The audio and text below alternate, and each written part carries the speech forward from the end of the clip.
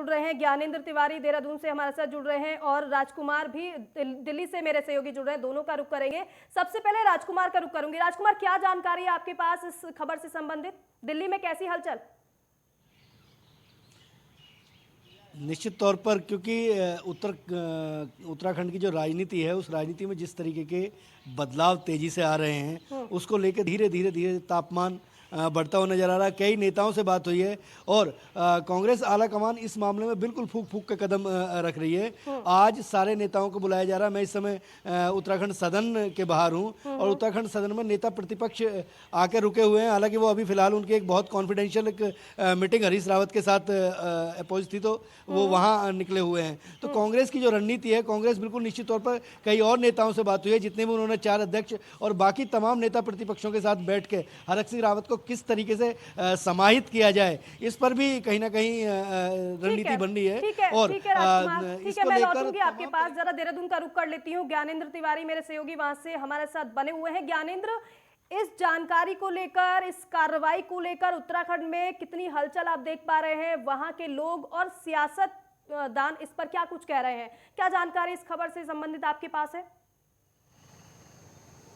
बिल्कुल एक सियासी हलचल साफ तौर पे उत्तराखंड के अंदर इस वक्त देखने को मिल रही है। और इस वक्त भाजपा प्रदेश कार्यालय में मुख्यमंत्री पुष्कर सिंह धामी पहुंच चुके हैं। प्रदेश अध्यक्ष मदन कौशिक भी मौजूद हैं। खास तौर पे अब अगली जो रणनीति होगी भाजपा की, उस पर चर्चा होनी है, खास तौर पे क्योंकि अब जो कि जहां से हरक सिंह रावत विधानसभा का चुनाव लड़ने वाले थे, कोटद्वार विधानसभा सीट, वहां से भाजपा का कौन सा ऐसा प्रत्याशी होगा, इस बात को लेकर मंथन होगा। दूसरी तरफ भाजपा ये भी देखेगी कि हरक सिंह रावत अगर कांग्रेस में शामिल होते हैं तो वो कौन सी ऐसी सीट होती है जहां से वो चुनावी मैदान में उतरते हैं। अगर हम देखें जिस तरीके से जो चर्चाएं चल रही हैं, कांग्रेस में शामिल होने के बाद वो केदारनाथ या डोईवाला विधानसभा से चुनाव लड़ सकते हैं, ऐसी संभावनाएं और ऐसी चर्चाएं उत्तराखंड की राजनीतिक कहीं कहीं सियासत में देखने को मिल रही है। और ऐसे में भाजपा के अंदर ये अब कहीं ना कहीं एक चुनौती रहेगा कि हरक सिंह रावत के सामने कौन सा कैंडिडेट वो उतारें। और दूसरी तरफ जो उनका विधानसभा क्षेत्र रहा है,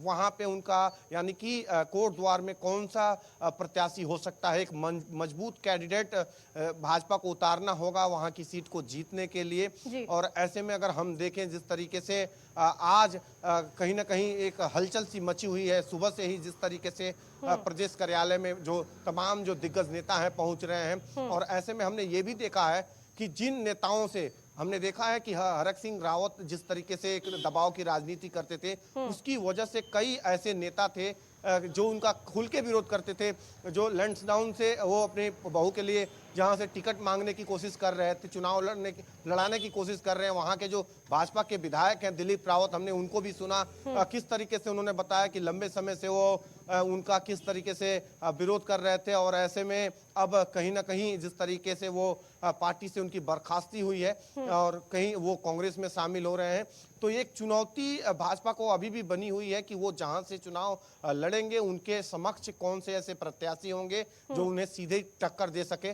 बहरहाल ये कहा जा रहा है कि कल संभवतः हरक सिंह रावत कांग्रेस का दामन दिल्ली में थामेंगे। दिल्ली में कांग्रेस के वरिष्ठ नेता उनको पार्टी की सदस्यता दिलाएंगे। इस दौरान जो हरीश रावत हैं कांग्रेस के वरिष्ठ नेता, वो भी शामिल होंगे। और खास तौर पे अब जिस तरीके से समीकरण उत्तराखंड के अंदर अब बदलता हुआ नजर आ रहा है, क्योंकि अभी तक जिस तरीके से देखा जा रहा था कि एक ही कैबिनेट मंत्री जो कि यशपाल आर्या कांग्रेस में शामिल हुए थे और अब दूसरे जो कैबिनेट मंत्री रहे हैं वो भी भाजपा के, वो अब कांग्रेस की तरफ रुख कर रहे हैं। तो ये कहीं ना कहीं आगामी जो चुनाव है उसमें एक बड़ी कहीं ना कहीं दिक्कत खड़ी कर सकती है भाजपा के लिए। 14 फरवरी को मतदान होने हैं और ऐसे में अब जो कहीं ना कहीं प्रत्याशियों की सूची भी आनी है।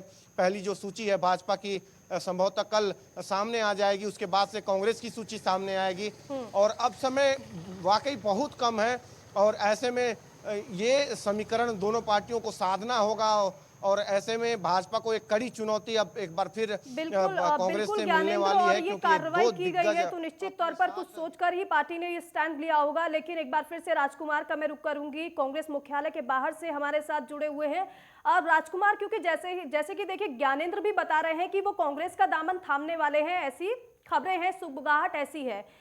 कांग्रेस मुख्यालय की अगर बात करते हैं तो वहां पर कैसी हलचल है? क्या वहां पर किसी से मुलाकात हरक सिंह रावत की होने जा रही है? क्योंकि हरक सिंह रावत को हमने सुना, वो ये कहते हुए नजर आए कि अभी तक तो मैंने कांग्रेस से कोई संपर्क नहीं साधा, लेकिन अब मैं बातचीत करूंगा।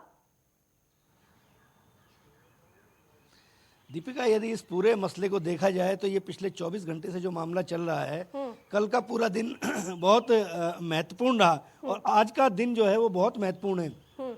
अगर कांग्रेस मुख्यालय की बात की तो मैं इस समय उत्तराखंड सदन के बाहर हूं और इससे पहले मैं अभी फिलहाल 1 घंटे पहले वहां थे, लेकिन इस तरह की कोई भी गतिविधि आज किसी भी तरीके का वहां पे कोई हलचल, कोई बड़ा नेता मुख्यालय पे नहीं था। लेकिन एक जरूर सूत्रों से जो पता चल रहा है कि कांग्रेस इसको पूरे उत्सव की तरह से कहीं ना कहीं, क्योंकि चुनाव के दौर में है, 5 राज्यों के चुनाव घोषित हो चुके हैं, चुनाव आयोग से लेकर तमाम तरह की जो लोग हैं उनकी नजरें हैं वोटर को किस तरीके से कन्वर्ट किया जाए, क्योंकि एंड टाइम पर जिस तरीके से ये मास्टर स्ट्रोक हरक सिंह रावत ने खेला है और भारतीय जनता पार्टी ने जो उनकी एक कार्रवाई की है, उसने भारतीय जनता पार्टी ने भी कहीं ना कहीं ये बताने का प्रयास किया है कि जो लोग हमारे साथ थे अगर हमें छोड़ के जाएंगे तो हम कहीं ना कहीं उनके खिलाफ कार्रवाई करेंगे। अगर वो ज्वाइन कर लेते उसके बाद परिस्थितियां कहीं ना कहीं आज उनके हाथ कहीं ना कहीं खाली नजर आ रहे हैं। भारतीय जनता पार्टी और कांग्रेस भी, कांग्रेस के जो दिग्गज हैं वो भी इसका पूरा, अगर कांग्रेस में शामिल होने जा रहे हैं तो कब तक शामिल होंगे, ये ऐसी कोई जानकारी है आपके पास?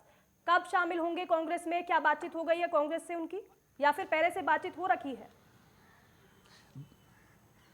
दीपिका, कहीं ना कहीं अगर पिछले 1 साल का अगर हम ट्रैक रिकॉर्ड हरक सिंह रावत का देखने का प्रयास करें तो वो कांग्रेस के बड़े नेताओं के बिल्कुल टच में थे और समय समय पर उनके जो बयान आते थे जिस तरीके के, वो बिल्कुल स्पष्ट तौर पर ये बताते थे कि उनका कहीं ना कहीं प्रेम जो है वो जग चुका है कांग्रेस में। और कांग्रेस भी कहीं ना कहीं सियासत का एक दौर होता है और सही समय पर सही निर्णय लेना चाहिए। लेकिन जिस तरीके का ये पूरा खेल जो भारतीय जनता पार्टी ने बिगाड़ा है उसको लेकर हरक सिंह रावत भी बिल्कुल इस समय बचाव की मुद्रा में है और कांग्रेस भी किसी तरीके का अपने जो नेता हैं उन नेताओं को कहीं भी इसमें नाराज करना नहीं चाहती है। इसलिए जो 4 अध्यक्ष बनाए, कार्यकारी अध्यक्ष जो बनाए हैं उनको, और नेता प्रतिपक्ष पहले से ही मैं बता रहा हूं कि प्रीतम सिंह आए हुए हैं, गणेश गोदियाल को भी कहीं ना कहीं आमंत्रित किया गया। तो एक कोर कमेटी की शाम को एक मीटिंग हो सकती है कांग्रेस मुख्यालय पर। इस तरीके की सूत्रों के हवाले से जो जानकारी मिल रही है उसके बाद ही निर्णय लिया जाए। तो आज उनके शामिल होने की संभावनाएं जो हैं वो बहुत नाके काबिल हैं, लेकिन कल का जो दिन है वो देखना बड़ा दिलचस्प होगा। कल का